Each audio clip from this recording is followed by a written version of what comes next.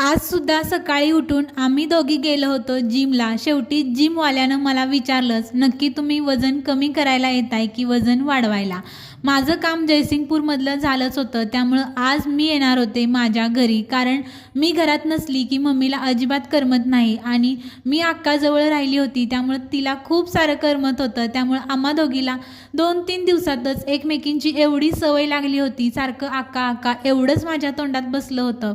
तर मी घरी जायच्या अगोदर अक्काने मला मंदिरामध्ये घेऊन गेली. जयसिंगपूरमध्ये स्वामींचा खूप छान असा मठ आहे, तर तिला तो मठ मला मागच्या वेळी सुद्धा दाखवायचा होता, पण त्यावेळी तेवढा वेळच नव्हता. मी पटकन घरी आले होते, त्यामुळं त्यावेळी मंदिरामध्ये जायचं राहून गेलं होतं. पण यावेळी मात्र या मंदिरामध्ये जाऊनच घरी परत यायचं असं आम्ही ठरवलं आणि त्या मंदिरामध्ये मी, अक्का आणि वृंदा दर्शन घेण्यासाठी गेलो. मंदिर खूप मोठं आणि खूप छान आहे. तर तिथं हे श्रीयंत्र दिसलं. हे श्रीयंत्र मी वांगीमध्ये सुद्धा पाहिलं होतं आणि हे श्रीयंत्र आमच्या घरी सुद्धा आहे. तर या श्रीयंत्राला खूप महत्त्व आहे, फक्त त्याची दिशा व्यवस्थित असली पाहिजे एवढंच. तर त्या मंदिराच्या बाहेर असं छान असं गार्डन आहे, तर त्या गार्डनच्या बाहेरच आम्ही छान असे फोटो काढले.